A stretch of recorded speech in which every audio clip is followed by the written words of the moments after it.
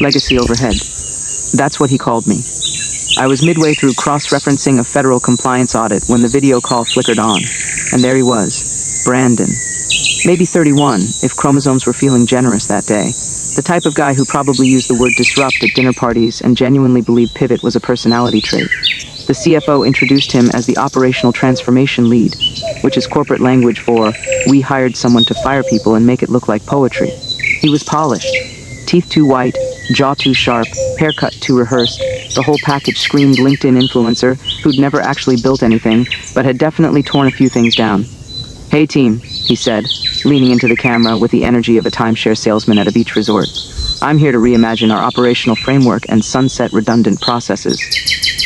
His eyes scanned the grid of faces on screen and landed on mine like a metal detector over an antique. I didn't blink.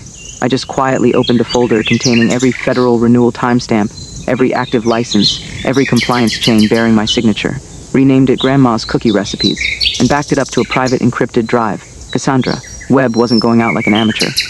By noon, I heard him in the break room, holding court with a cluster of junior analysts, cracking jokes about phasing out analog thinkers.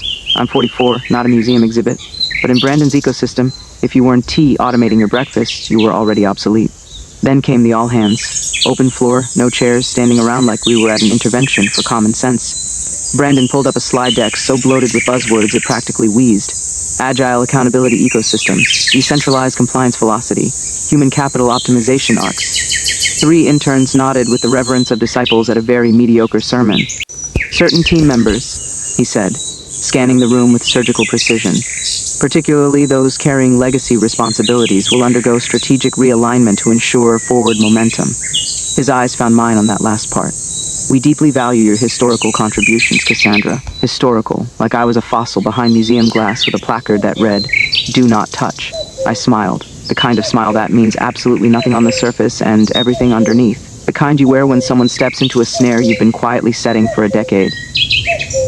That evening I stayed late, not out of obligation, but out of something closer to ritual. Like a surgeon reviewing charts before a procedure she knows is coming.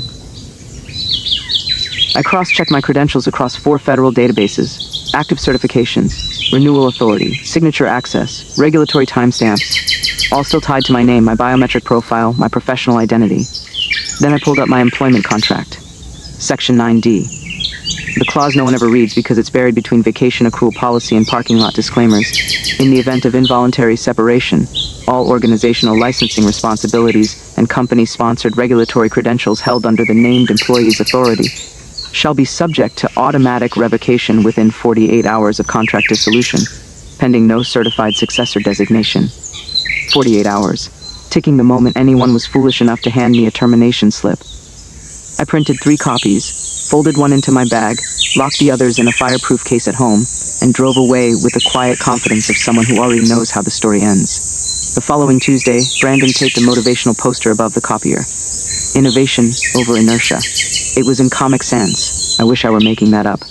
The re-interview process came next. Pitched as a collaborative realignment experience, which meant everyone had to reapply for jobs they'd been doing for years. The junior hires walked out glowing, talking about Brandon's vision and energy. I wanted to warn them that kind of energy usually comes with a gas leak somewhere nearby. When my turn came, I didn't bring a portfolio. I brought stillness. Brandon barely looked up from his screen. "Cassandra, you've been here, what, 11 years?" 12, I said. Not correcting him, just noting it. Right. Institutional knowledge. We honor that. He pulled up an org chart.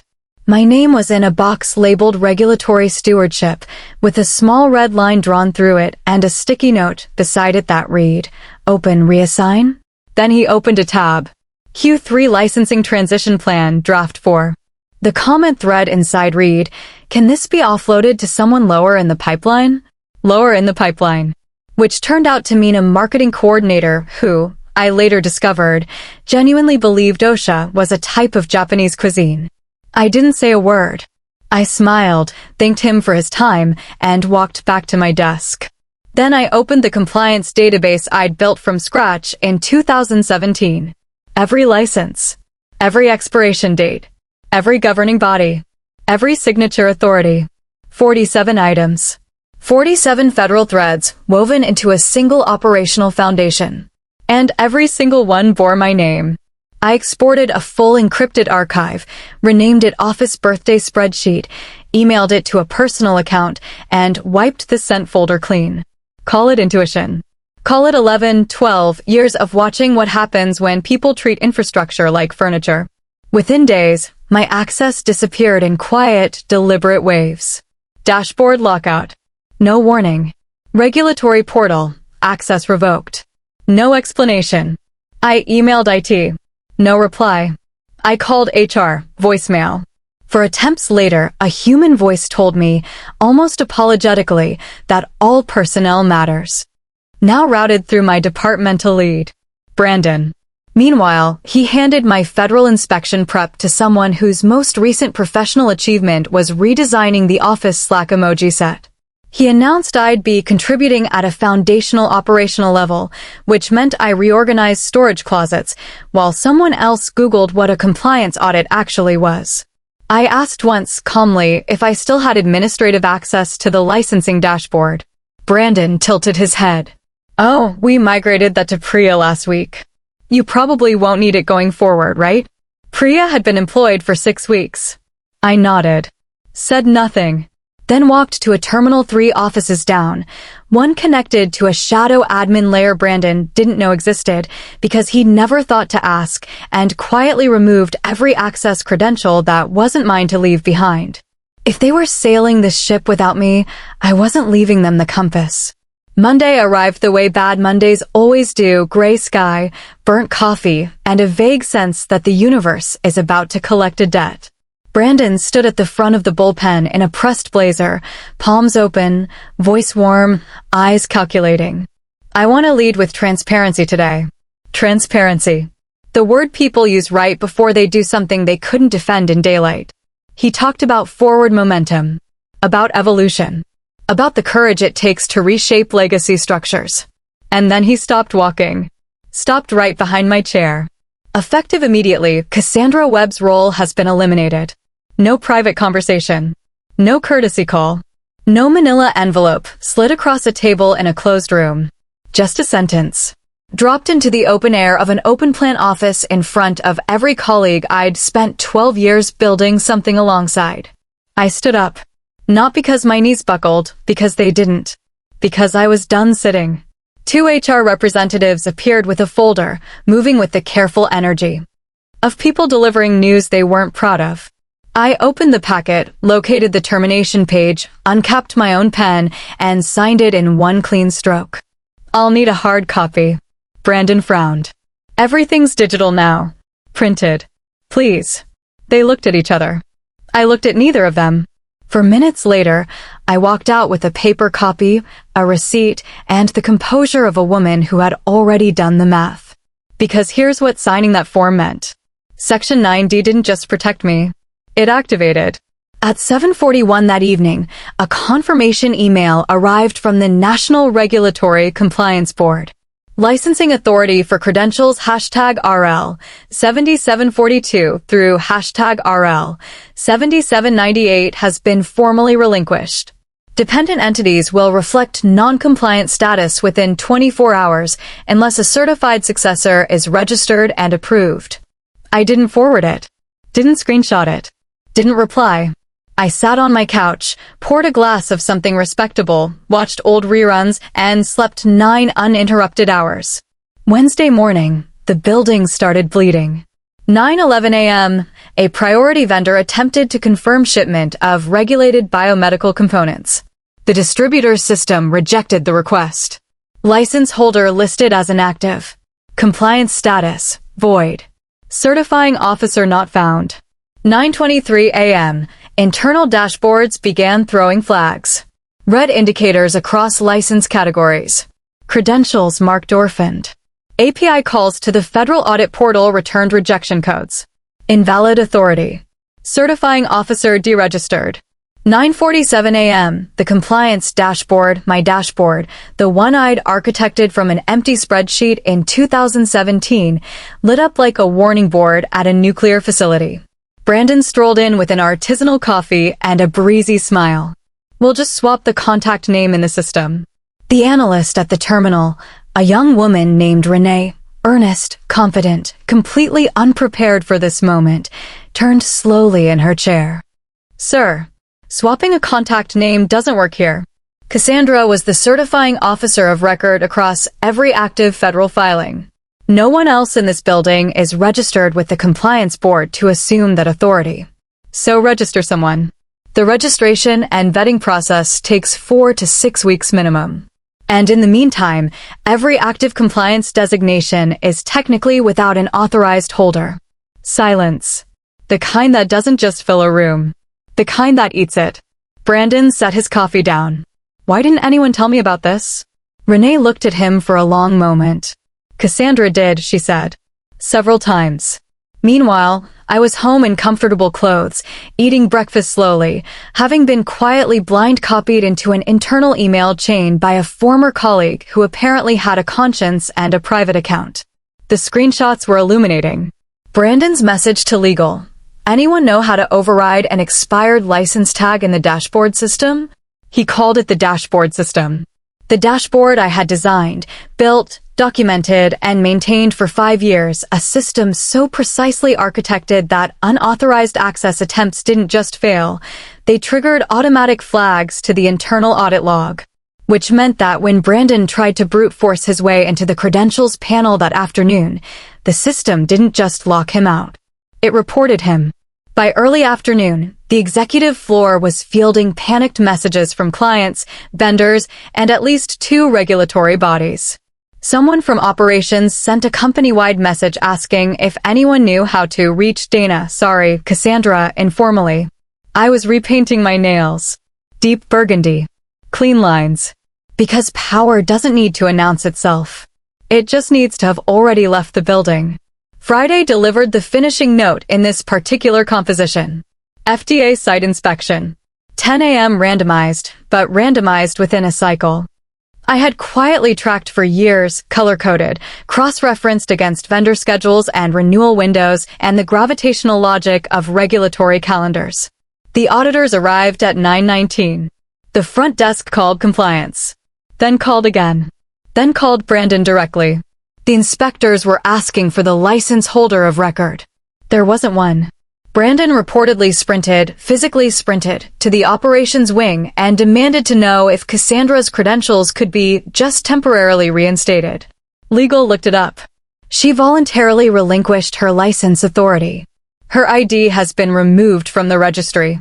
Reinstatement requires full recertification. Estimated timeline, 4 to 6 weeks. Someone in the room said, quietly, "Didn't she have a clause in her contract about this?" And that was the moment the whole room understood. Not that they'd fired an employee who was difficult to replace, but that they'd removed the single structural pillar holding up the entire building and called it streamlining. I got a call that afternoon from Liz, a colleague I'd always liked, the kind of person who left handwritten notes on your desk during audit season and remembered everyone's coffee order. Her voice was careful. "Cassandra. Is this because of you?" I stirred my coffee. Looked at nothing in particular. Smiled at the window. "No," I said, gently. "You did. The moment you let them convince you that the person who built the system wasn't worth keeping." I didn't say it cruelly. I said it the way you say something true that took a long time to become true. Then I thanked her for calling and ended the conversation. This was never revenge. Revenge is emotional. Revenge needs an audience. This was arithmetic. 1 decision plus 1 clause plus 12 years of meticulous documentation, divided by 1 very confident man with a slide deck. The answer was always going to be the same. Monday returned the CEO. Gerald Ashworth. A man the color of expensive real estate, silk shirt still crisp from whatever private retreat he'd just returned from, moving through the glass atrium like someone who had never personally experienced consequence. He walked into the executive floor expecting turbulence. He walked into a wreck. Operations frozen. Vendor contracts suspended. Regulatory filings rejected. Client relationships fraying. The revenue dashboard looking like a patient whose monitor had flatlined at 3 a.m. He looked at the room. The room looked at Brandon. Gerald pulled up my termination file on the wall display. Read it in silence. Scrolled. Read more. Scrolled further. Then, very quietly, "You fired the license holder." Brandon opened his mouth. The sole federally registered certifying officer across every active compliance vertical in this company. Brandon closed it. The person whose name is literally printed on every contract, every renewal pathway, every regulatory chain, keeping us legally permitted to operate. He picked up a folder legal had rushed in. Opened it. Set it down. "You fired her because her processes felt old-fashioned to you." He didn't yell. He didn't need to. His voice had the specific quiet of a man calculating exactly how badly something had gone wrong. "Get her back." Brandon cleared his throat. "She may not be open to returning." Gerald looked at him for a long moment. "The way you look at something you're about to professionally compost. Then make it worth her while. Consult, contract, retainer, whatever she wants. Just get her back." But Gerald already sensed, somewhere under the sunburn and the silk, that it wasn't going to be that simple. Because the woman they'd eliminated like a line item had been the only reason the line items worked at all. The offer arrived within 48 hours. Consulting role. 6-month term. Competitive compensation. Performance bonuses. And, notably, a clause requiring my complete public silence. The accompanying note read, in the carefully detached language of corporate contrition, "Cassandra, we recognize the significant value of your expertise and the operational impact of your departure. We are hopeful you will consider this opportunity to help us restore stability. We are committed to being flexible. No apology. No acknowledgement of what had actually happened. Just thinly veiled desperation wearing a blazer." I read it twice. Then composed a reply. "Gerald, thank you for the offer. I've given it careful thought.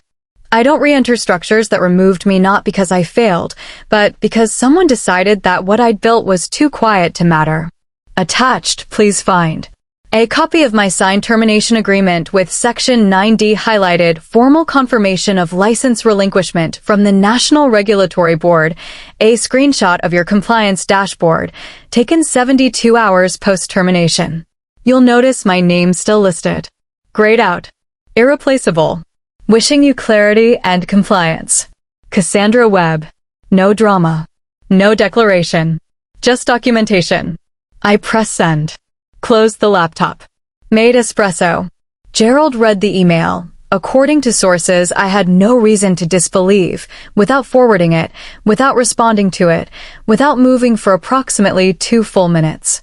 He just sat there, staring at the dashboard screenshot at the grayed-out name that used to be a green light, and understood for the first time the full shape of what they had done.